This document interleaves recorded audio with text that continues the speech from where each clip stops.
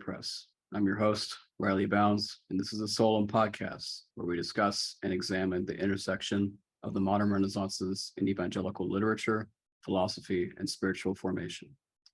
Today, I'm excited to have Laura Reece Hogan on the podcast. Laura Reece Hogan is the author of Litany of Flights, published by Paraclete Press in 2020, winner of the Paraclete Poetry Prize, the chapbook O Garden Dweller, published by Finishing Line Press, and the nonfiction spiritual theology book I Live, No Longer I, published through Wipf and Stock. A Pushcart Prize and Best of the Net nominee, she is one of 10 poets featured in the anthology In a Strange Land, published by Cascade Books. Her poems have appeared in or are forthcoming in America, The Christian Century, The Wind Hover, Presence, Spiritus, Dappled Things, Anglican Theological Review, Sojourners, Sugar House Review, Scientific American, Lily Poetry Review, Whale Road Review, and other publications. She can be found online at laurareecehogan.com. That's LauraReeceHogan.com. More information will be given in the show notes, including a link to her website and to Litany of Flights if you want to find out more. So Laura, welcome, and thanks for joining me today. Thank you so much, Riley. It's so great to be with you today. All right, awesome. Okay, so Laura, we're going to be talking about your book, I Live, No Longer I, along with hearing a few of your poems. So to start, why don't you describe what I Live, No Longer I is? Well, the book looks at Paul's spirituality of suffering, transformation, and joy, and kind of finds patterns in his writings that help us see how he navigated his own suffering and how he was able to rejoice no matter what was happening in his life. One important pattern in Paul's thought shows up in the Christ hymn of Philippians 2, 6 through 11, which breaks out into three identifiable moments of emptying out or loss, with us, God being with us, and also kind of more transformative union in God. So we can kind of experience God in and through moments of emptying out, loss, and pain. We can experience God in and through our communities and nature, our created reality. And we can experience God in and through transformative union. And those three moments kind of interact with each other as we go in and out of them throughout our lives. Paul experienced God in these ways, and he wanted to share that with his communities and show them how throughout every kind of challenge, we can still take joy in God in our relationship, our constant relationship with God. Okay, very good.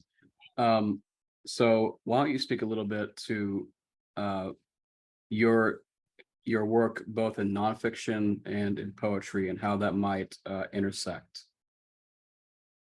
Okay, so my work in nonfiction is primarily spiritual theology. The book I Live, No Longer I, and essays. And it's true that poetic images come into that work all the time. I find it really important to give metaphors that are understandable and images that can illustrate these theological concepts, which can kind of be difficult to grasp in other ways. But giving a metaphor kind of, I think, helps simplify it. And then likewise, in my poetry, I think theology undergirds all of it. I mean, there's always some kind of spiritual or theological aspect to a lot of my poetic work. Yeah, I'm teaching 8th grade literature and composition right now, and one of the things we're going over is metaphor and how metaphor can actually be more practical in speaking than speaking literally, because it can describe things in fewer words, and it's something that we also inherently just grasp. We don't have to be taught what a metaphor is or anything like that. So yeah, I like that you mentioned that in theology as well, because theology is thought to be so academic and it has to be so clearly laid out in an academic paper like that. So it's interesting that you can take that and use that still in your academic writing. So Yes, and I love what you just said about metaphor, and I think it's particularly powerful when we're using metaphor in theological themes, because as we maybe talk about or think about something that we understand in nature, we can, so there's like an action in it, like how a magnet works, how fire works. We kind of intuitively can grasp that. So when we're talking about maybe how God works, it's a little bit more graspable and through an image like that. Well, one of the things as I was reading through I Live No Longer I that I noticed is this idea about Paul's paradox of the cross. Now, could you explain maybe what that is and what he meant by it? Sure. This is just such a central concept in Paul, and it runs throughout his work. So Paul first came to this because, as we know, he was a very highly educated Pharisee, that he actually was persecuting Christians because he saw it as an extreme blasphemy. And then he had that kind of famous conversion on the road to Damascus, where he encountered the risen Christ. But his highly educated Pharisee mind was questioning one really important thing. In Deuteronomy 21:23, those hung on a tree were cursed by God. Crucifixion was a hanging on a tree. So how could God be cursed by God? That was impossible. And yet he knew it was possible. So what's the impossible possible? Once Paul finally kind of arrived at the idea of paradox, which is what it was, the impossible possible, everything clicked for him. I mean, that was suddenly how he began to understand, for example, the cross itself. It was death, and yet it was also represented life. It was defeat, but it also was supreme victory. It was loss, but gain. So we see throughout Paul's writings, throughout the whole Pauline corpus, this idea of paradox. For example, life and death, power and weakness, gain and loss, renewal and wasting away, victory and apparent defeat, and on, joy and suffering, so on. Now, this is really important. Paul was not saying, oh, as Christians, we take joy in the act of suffering. He was definitely not saying that. What he was saying, and this is really important to understand, is that there are two simultaneous and competing realities. So in Paul's language, there was an earthly reality and a heavenly reality. And they were both real, both simultaneous, and they were competing for our attention. So, we live in this earthly reality, which includes all kinds of, challenges, right? Loss, suffering, and so on. But as Christians, we also have the ability to look for and perceive this second competing heavenly reality and draw on that reality in our perspective and our choices in life. Yeah, I think that's really elucidating, and I love this line that I read in chapter 2 of I Live No Longer I. Perception and discernment of true value, seeing true reality, is the core endeavor of Christianity. I think that a lot of people think, as far as religion goes, that religion is something that kind of makes you feel nice, but it doesn't really speak to anything but your own internal reality.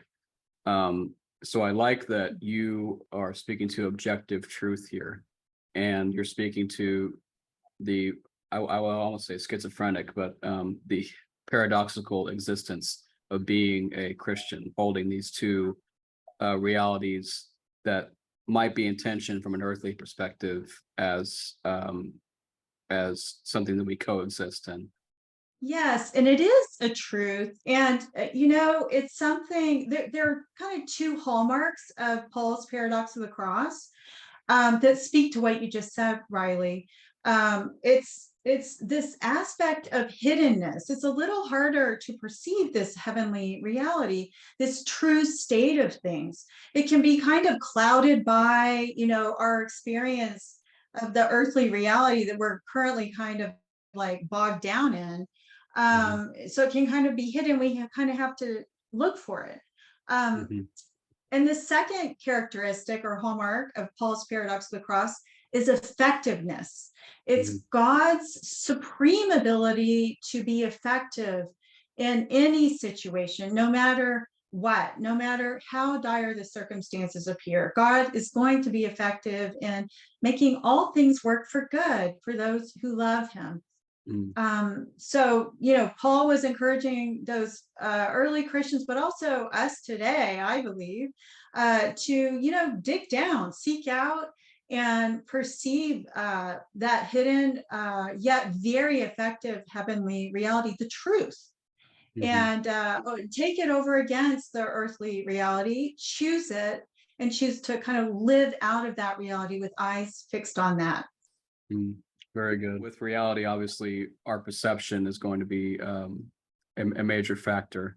So you suggest that it was a perspective that Paul was trying to give to his communities about the heavenly reality and the earthly reality coexisting. This was what Paul was trying to teach the early Christians. Now, could you describe the dynamic of this perspective of the heavenly reality and the earthly reality coexisting? Yeah, I mean, you're talking about the early Christians, and I mean, wow, think of what they were living through. I mean, we have our challenges today, but a first century Christian was being persecuted like nothing most of us experience today. So Paul knew this was one of his most urgent tasks that he had to get across to his young communities. And that's why, we see it as such a drumbeat in his letters to these communities. He really wanted them to be able to kind of see past the pain and suffering and the persecution and not stop, at kind of the first sign of persecution or, their own crucifixion, but like look to the resurrection. I'm saying that metaphorically, look to this other reality of the spiritual reality of life in Christ. Right. Now, suffering and trial factors into what you were just saying, and Paul's main motivation for teaching how these two realities can coexist in our perception. The major factor here is trial and suffering. Could you say something about how trials and suffering factor into this concept of the perspective that marries two realities? Yes. So I like kind of imagining it as, we're holding two hands, one with the earthly reality, one with the heavenly reality, or in space, just so much room between, almost a chasm between what we experience on Earth and this other kind of separate reality, this heavenly reality.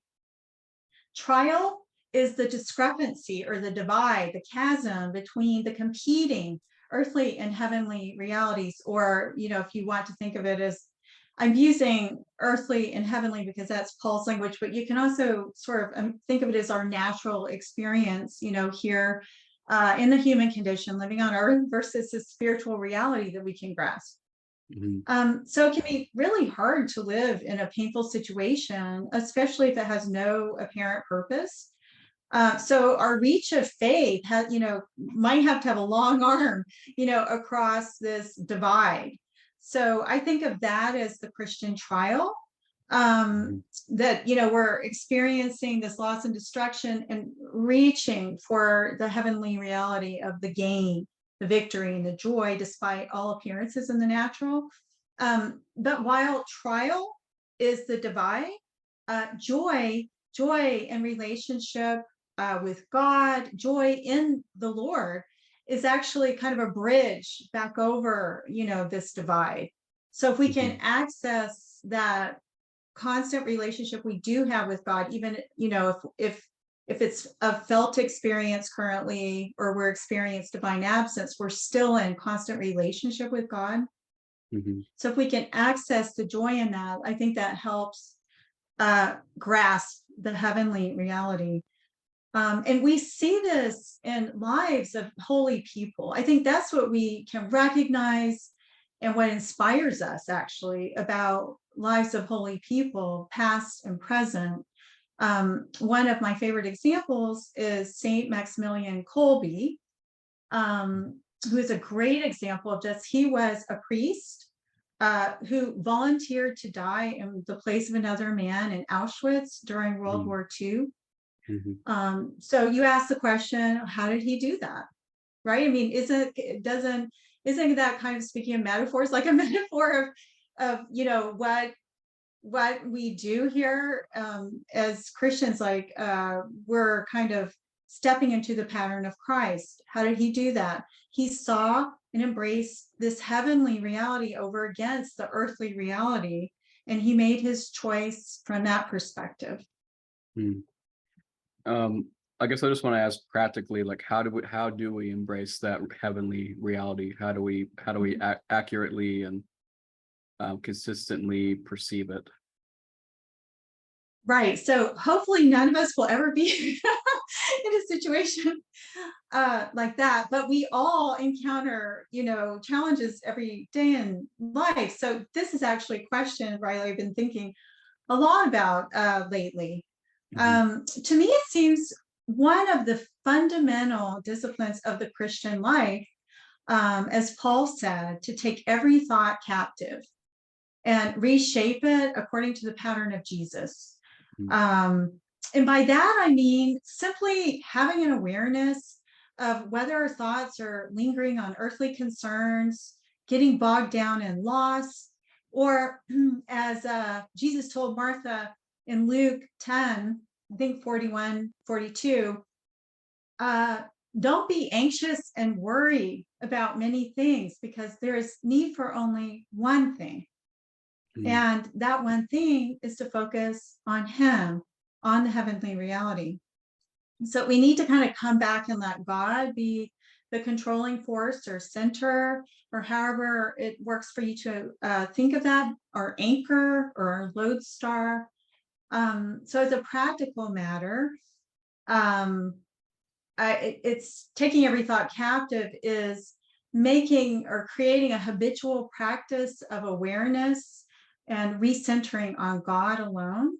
And it's really easy for me to say and really difficult to do, but a practice worth developing. And I am thinking of Brother Lawrence of the Resurrection right now. He was a 17th century Carmelite lay brother who his work that I think you can access now is practice of the presence of God. He made it his life's work to just keep refocusing over and over again on having an awareness of God in a moment by moment way. So kind of retraining our thoughts is one practical tool. And I also think kind of deliberately creating opportunities to connect with the spiritual reality or perspective helps. For example, by engaging with music or art or poems or other writings to kind of re-immerse ourselves in that reality. Right. Yeah. And I mean, that's all hard to do. Like even before this, I was getting frustrated as I got set up, and I was like, Jesus isn't going to help me to set up my podcast thing. I need to do this on my own. So but maybe he did. Yeah, he probably did. Here we are. Here, exactly.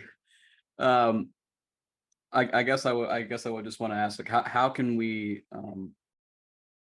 like, even in these moments of frustration, or we feel like that we're doing it all on our own, how can we kind of ground ourselves or remind ourselves that we are not just like these earthly beings, but we're also heavenly beings, residents of earth and citizens of heaven?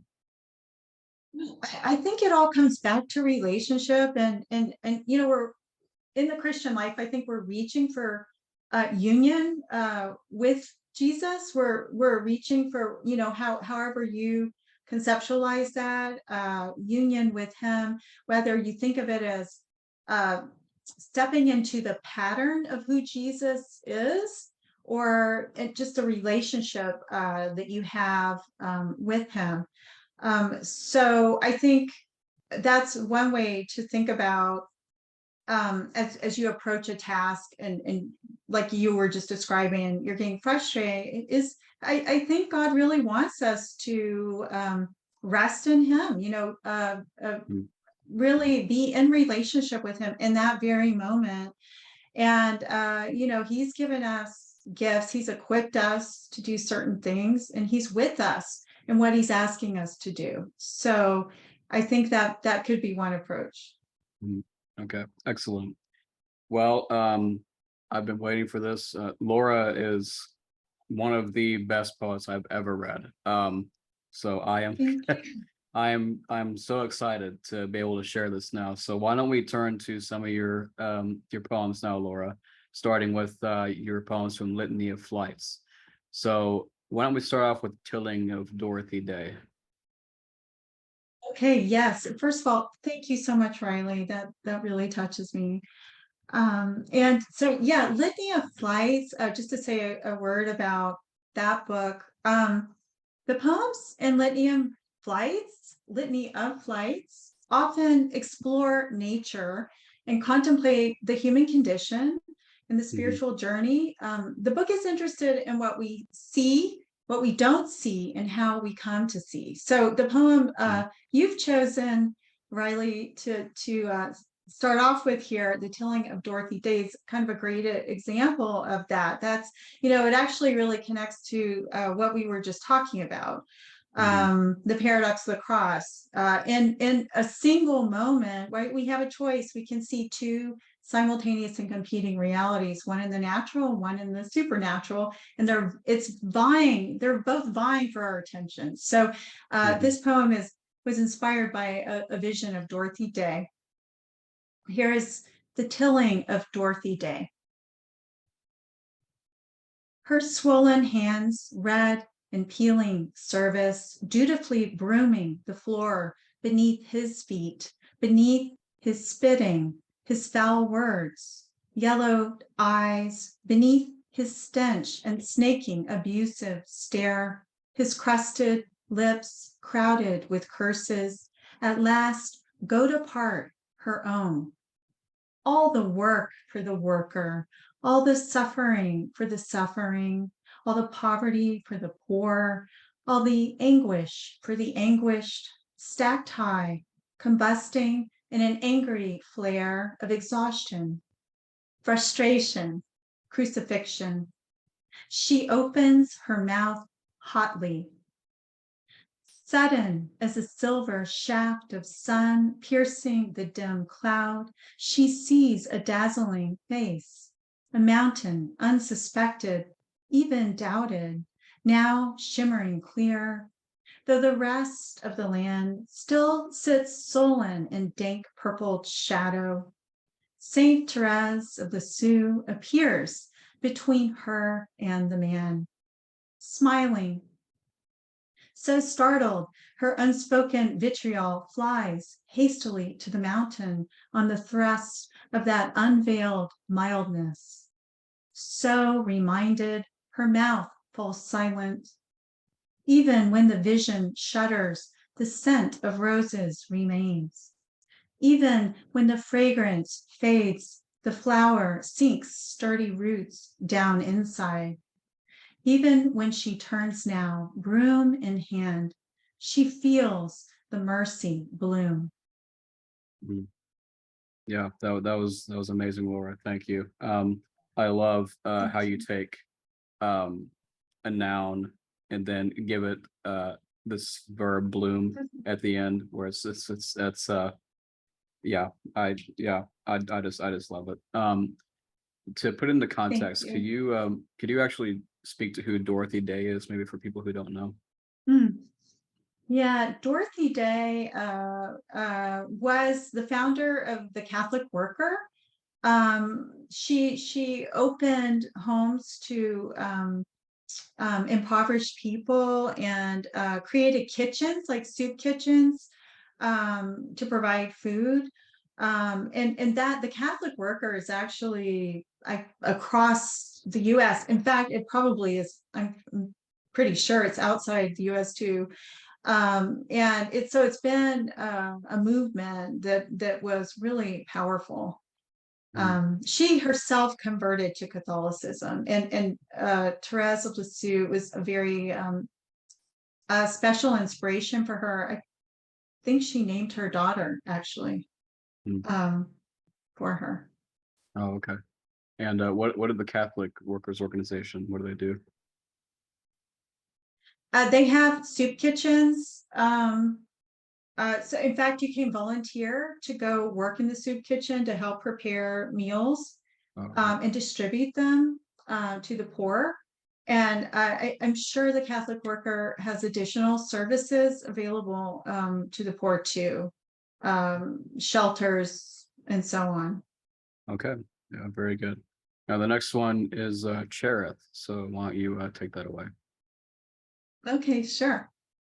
In this poem, Cherith, the title refers to a place that's mentioned in scripture. It's a wadi or a riverbed, like a creek, where God sent Elisha the prophet to hide. And it was during a drought, so he could drink of that stream, and God sent the ravens to feed him. So this is Cherith. Before you sent me down to the wadi, there was that goldfinch shining, swaying, it lingered, warbled, flew away, away, away to the blue mountain. Each beat of wing a stop in my heart. Stay, stay, stay. The shadow of your bird in me shifted. My love slipped the green and lilac banks of the river, beyond rushes and the reaches of my throat. Then those days wheeled on the track, puffing, mechanical and drawn. 1,000 tongues choked on salt, not bread. I turned into a pillar, looking for your warm yellow breast. The drought later, I forgot to remember how you had taken yourself away from me. My reshaped heart steadied, bundles and branches worn into grooves, patience uncounted. Is that why you sent me down to Cherith, to hide me in your hands, to drink of the stream in cool, deep swallows? Sometimes I am afraid to touch the beauty of the emerald mossy stones. They make me ache with riparian joy. Your goldfinches alight, feed me presence and song, and it is for this, your finest wheat, I have longed. Beautiful.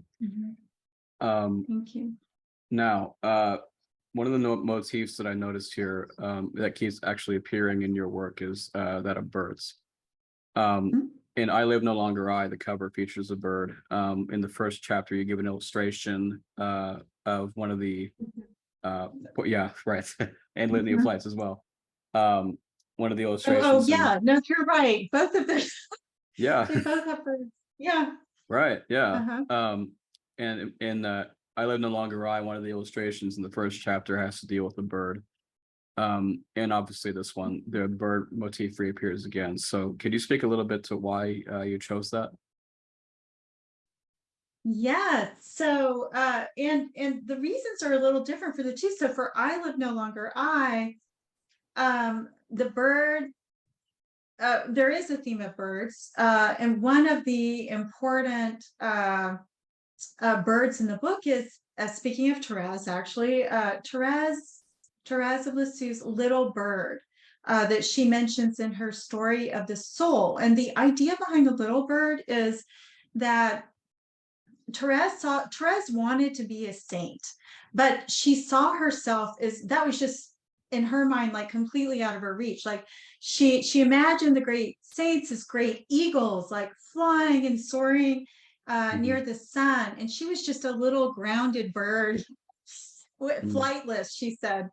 Mhm. And she would like kind of peck around looking for worms and then try to contemplate God and then kind of like get confused that her wings were wet and then go back to God.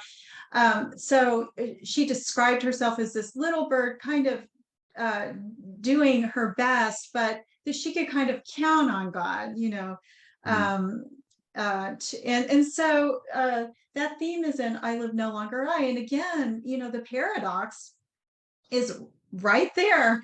Was Therese a little bird? Yes, she was. But was she also a mighty eagle? Well, yes, she was.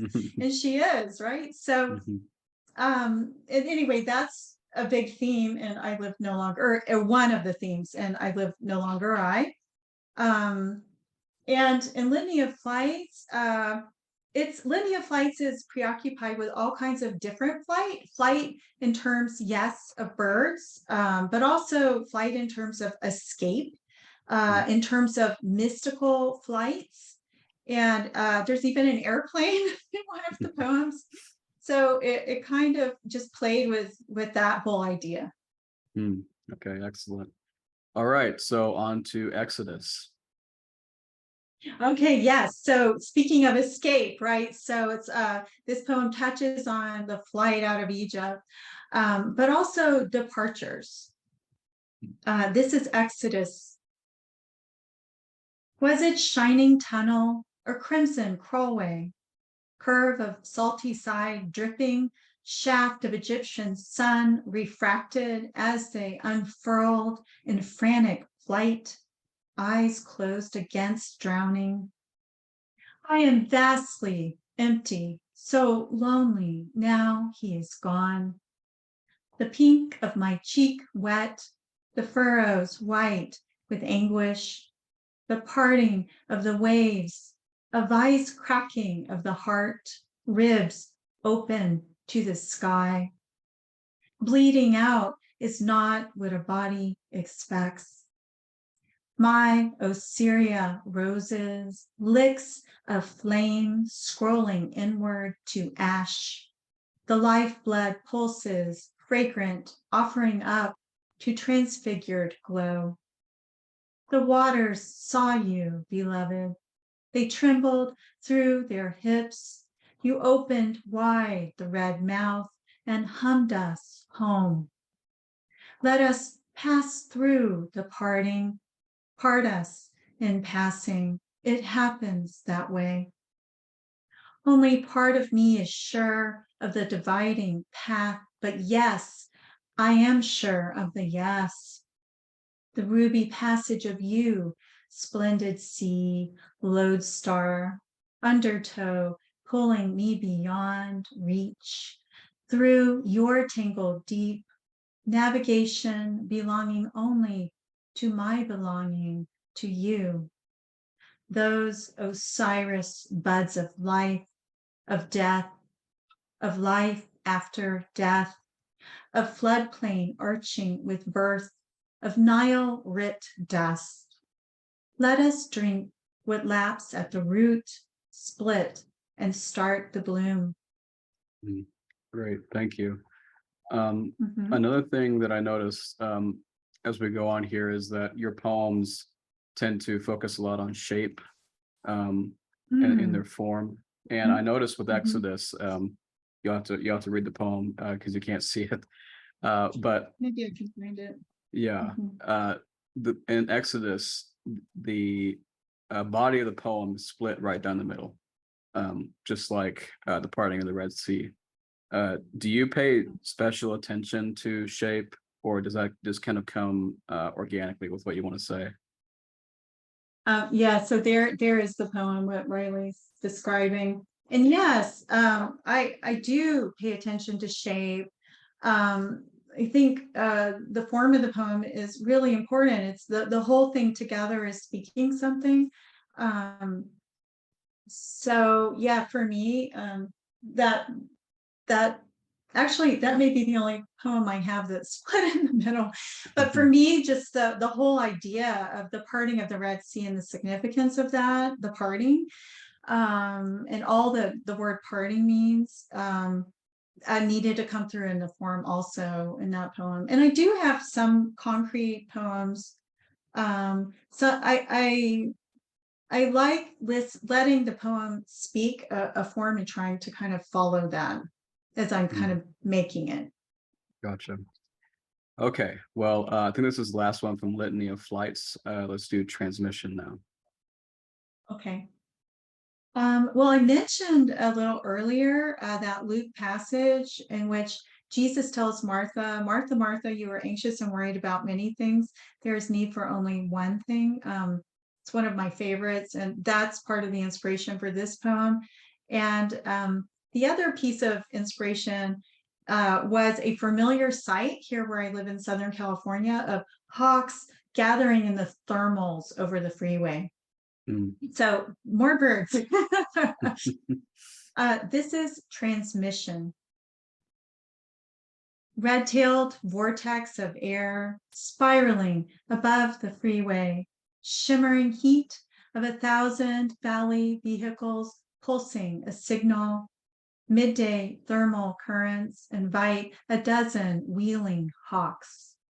A kettle organizes like a ladder of angels, a summons to float freely, immersed in the higher home.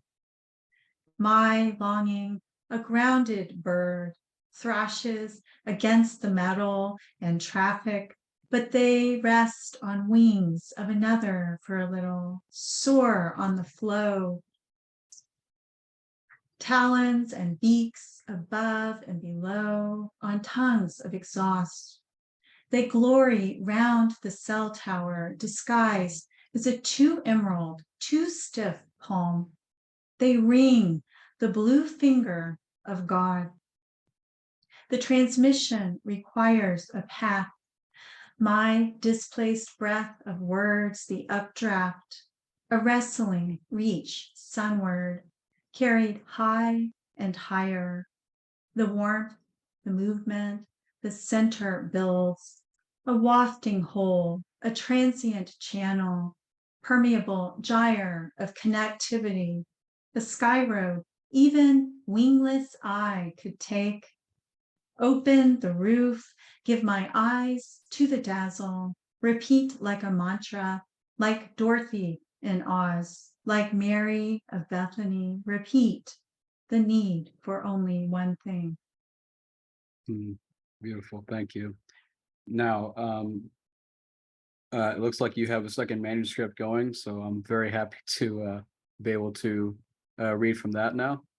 So why don't you tell us a bit about this new book that you've got underway and maybe what the theme is? Okay, yes.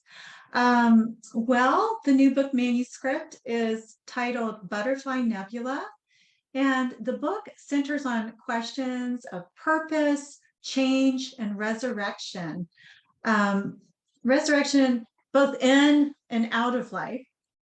And its landscape is at times otherworldly. So the poems are kind of populated with creatures and cosmic phenomena, which to my mind reveal aspects of our common struggle toward faith and true identity. So the first poem that I'll read appeared in Solum Journal. And this is Soul Nebula. You have grappled to open the door over and over. You wonder why the inside must be swept clear so violently. The aching cavities carved by radiation and stellar winds streaming from massive O stars, far too dazzling to see. The destruction sweeps the dark vacuum with loneliness, yet hollow the nest. Empty the hidden spaces of the glimmering nursery within you, forming pure new light. Baby suns stud the rim of waiting. Every possibility belongs to the expansion which unlocks the chamber, pushes wide the portal, sets the stars to ignite. Great. Yeah, that really takes me back to when I first read the poem for our submissions. And usually I have to read a submission maybe twice or more to really like to assess the merit. But this one I read through it once and she's in. So Oh, thank you. yeah. So next one then, Fireball, continuing the cosmic motif. So yeah, go ahead. Yeah, these do continue the cosmic motif. So this next poem was actually inspired by a fireball, which was witnessed in June 2020 over Pilbara, Australia. And in fact, there's a video tape of it. Fireball. Name the physics of such a trajectory of stone leaving the sling, of meteorite grazing the atmosphere after midnight, green flashing ball with twist of tail skimming the Pilbara sky, a stone from the river or from interstellar space, a chosen rock taken up and flung with a finesse beyond. The astounded Australian night owls gape at the green sparking spectacle.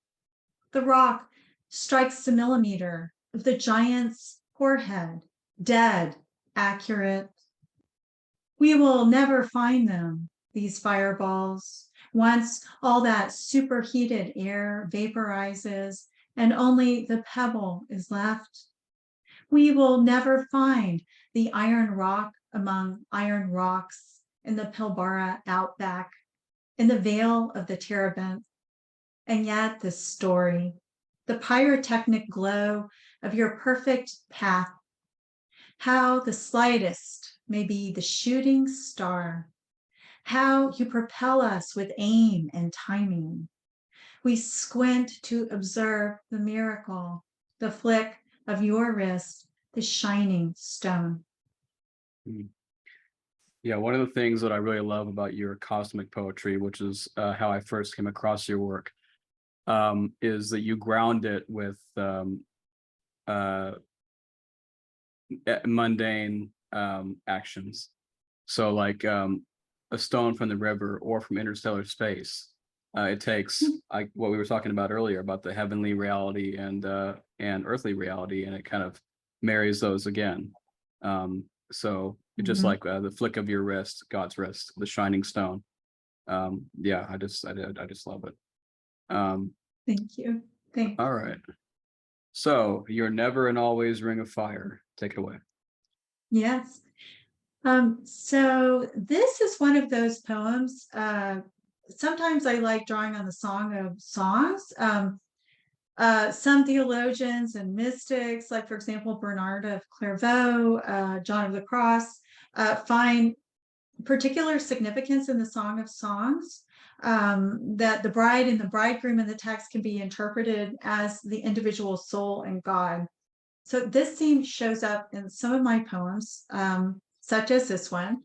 And the only other thing you need to know is about every 2 years, there is a ring of fire eclipse in which the moon eclipses the sun, but the outer edge of the sun is still visible. So it has kind of the appearance of a ring of fire.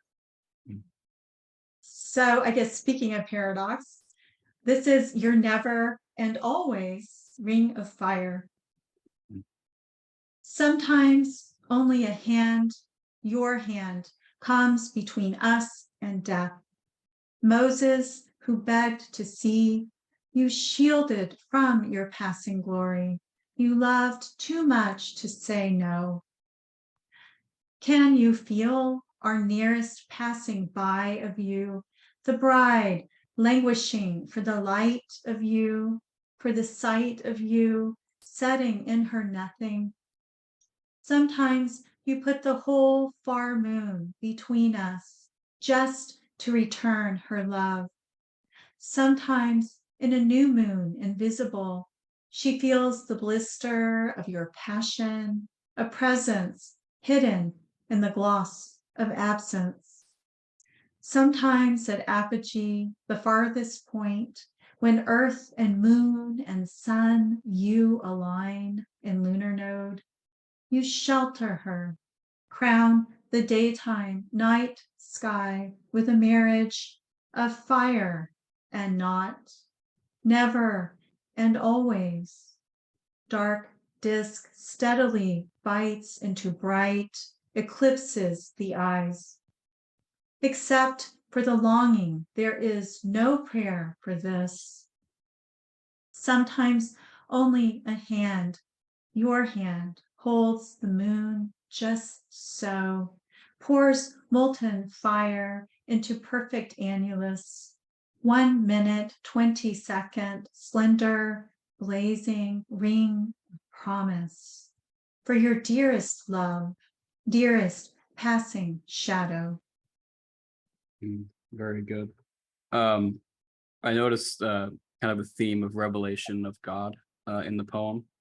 And that seems to be a bit of a recurring thing. I think it's most prevalent in this one. Did anything particularly spark this for you? I think questions of divine absence and presence, anyone serious in the spiritual life, I think that ends up at some point being a question. Because we're in a relationship with God, but I think we go in and out of experiencing the presence of God in profound ways, and then maybe in more distant ways. So, and there can be any number of reasons why that's occurring in our spiritual life. A lot of theologians, for example, one possible and profound effect of that can be our own transformation. And I think that shows up in the Cherith poem. It's the reshaped heart that we have at the end of the poem. That's kind of a result of the absence. So yeah, that's one theme that does recur. Yeah, no, excellent. All right, and so via negativa, new moon. You might mention what via negativa is for our listeners. That might help. Sure. Yeah. So I'm interested in the theology of the via negativa. John of the Cross is just an example of one of lots of theologians who explore that. The via negativa, or the negative way, is kind of a one theology, kind of not, I won't say in opposition to, but an alternative to the via positiva or positive way. The negative way kind of asserts that the transcendent God is beyond human knowledge. So the idea is that even as we can enter into greater intimacy with God, we approach an unknowing. So we see that in Gregory of Nyssa is another example. We approach God. As we approach God, we go further and further into the cloud, as it were, like Moses. And John of the Cross, we see it in a lot of his theological work and also his poems. Nada, nada, I know nothing. He stammers, he knows nothing. So in my own work, because I love the natural world so much, I like looking to the natural world to find hints or encouragements about how to advance along the via negativa, even as we are in unknowing and maybe darkness. So in Litany of Flights, I have 2 via negativa poems, and in Butterfly Nebula, I also have 2 via negativa poems. So this is one of those 2. Via negativa, new moon. Why do I want the moon, which belongs to you? Why do I drive against the foothills like a maniac to moon hunt when it's gone missing? I don't understand what's happening to my physics. I might need to live in a tent for a month away from street lights and other blazes. I might need a blade, need to cut my hair and nails to slimmest crescents and solve for white pleated wings of moth sprung whole from phases, just to die for light. You've packed up the not moon tonight, a hanging promise. Your light will come. Go barefoot in the drought powdered dirt. Press hard against the hole of cocoon. The strongest sit in the dust, unknowing. The strongest linger in the bind. Wait for faintest sliver emerge. Great, thank you. One of the literary devices that I see you using a lot is alliteration.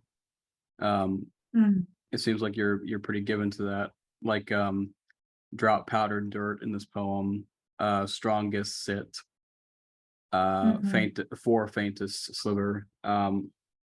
What do you think that contributes to your work? Yeah, no, sound is really important in a poem. I want, for me, I really want the words to, a poem is something that can be a contemplative touchstone. So I want my poems to have some enduring value. So when you go back to it, it brings you maybe something new, or it can stay with you. And I think sounds are one way to do that. If there's something that resonates, one of the poems, maybe that's something that can encourage or give insight or connect to a certain moment in maybe your own spiritual life. And so things like that, Riley, like alliteration, it's just another tool to create the music, the poetic music that you hopefully hear in the poems. Great. Well, Ghost Nebula, why don't you speak a little bit about that? Okay, sure. So Butterfly Nebula has, as you probably have already surmised, other nebula poems in it as well. And those poems are kind of arranged throughout the book along a narrative arc. So, and they're all real nebula. And some of them actually refer to actual characteristics of a particular nebula. This poem was coming out of, so there is an actual ghost nebula. There's actually a ghost nebula and a little ghost nebula. But this poem was really more inspired by scripture, by Luke 24:39, which is the epigraph for this poem. Touch me and see, because a ghost does not have flesh and bones as you can see I have. And that was Jesus speaking to the disciples after he appeared to them. He was the risen Christ appearing to them. So this is Ghost Nebula. So easily startled by vastness, dark distances, arrival, they were terrified by him that night, glimmering in their midst. Jesus knew they needed to finger the familiar relief of bones under worn flesh to believe the body, pale star studding their peripheral vision, a specter rattling even Peter, who had seen the not ghost of him before walking the sea. Jesus knew their need to know. He hungered, tasted the tilapia baked in olive oil with salt, lemon, tangy fingers to mouth. We also mistake for shade his spilling, think we grasp the ghost of him across the universe, filaments of light, nebular veils. His words cast the contours, recognizable until we see the not dead of him. Our terrified minds open to enormity, but gently. How he fishes the rock and creak of boat, rough coils of net, convinces us to touch the wooden hole, that we know this rising scent of salt on interstellar wind, drifting shape of wave, of star, simple as flesh and blood. Yeah, I love how at the beginning of the poem you mentioned that you insinuate that Jesus is now a cosmic figure, having transcended the earthly existence, but also the cosmic is now personal at the same time. So I really love this. That's why I really love this poem. Yeah. All right, and our last poem for the day then is one that I'm very proud to say has been featured in Solum Journal again. Hope as Alpha Centauri AB. Yes. And this poem was written right at the beginning of the pandemic, and it came out of just a desire to write something about hope.